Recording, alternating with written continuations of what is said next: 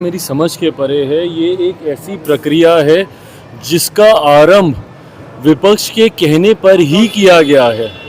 बार बार विपक्ष का शिकायत करना हर चुनाव के बाद चुनाव आयोग के पास जाकर और ये कहना कि डुप्लीकेसी ऑफ द वोट चल रहा है या वोटर लिस्ट में धांधली हो रही है। अगर हम गलत कह रहे हैं तो टोकिए हमको। क्या बार बार लोकसभा चुनाव के बाद महाराष्ट्र चुनाव का तो दोष अभी तक हम लोगों पे यही देते हैं कि वहाँ पे वोटर लिस्ट में गड़बड़ी की गई। उसके बाद दिल्ली चुनाव में इन लोगों ने यही कहा।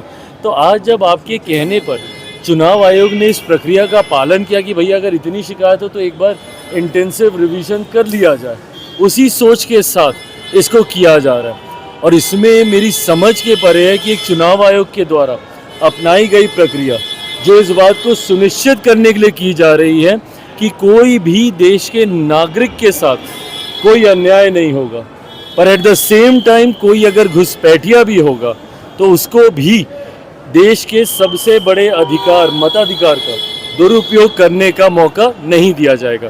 कई बार देखा जाता है भाई कितने लोगों का निधन हो जाता है, उनके नाम पर वोट पड़ते रहते हैं। और ये प्रक्रिया कोई देश में पहली बार थोड़ी हो रही है। इससे पहले भी 4 बार देश में ये प्रक्रिया हो चुकी है और चारों बार जिस तरीके से हुई है उसी तरीके से इस बार भी हो रही है। उसमें कोई रत्ती भर का बदलाव उस प्रक्रिया में नहीं किया गया, बस टेक्नोलॉजी जोड़ दी गई है। पहले फिजिकली जाके डॉक्यूमेंटेशन देने की जरूरत पड़ती थी, अब आप ऑनलाइन कर सकते हैं। अब हर चीज़ का राजनीतिकीकरण कर देना ये विपक्ष की आदत बन गई है।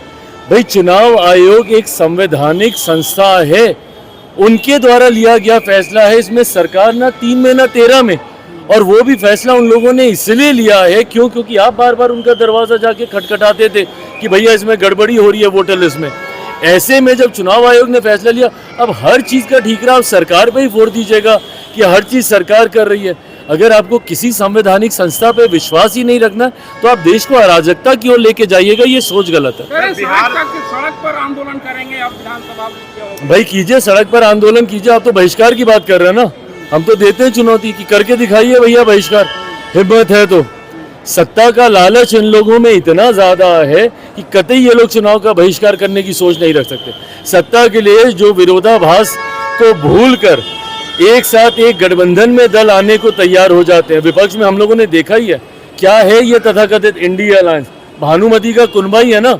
दिल्ली में एक दूसरे के खिलाफ लड़ेंगे तो केंद्र में एक दूसरे के साथ आ जाएंगे, दूसरे राज्य में एक दूसरे के खिलाफ लड़ेंगे तो केंद्र में एक दूसरे के साथ आ जाएंगे। क्यों? महत्वाकांक्षाओं के लिए ही ना। तो ऐसे में कतई इन लोगों में हिम्मत नहीं है।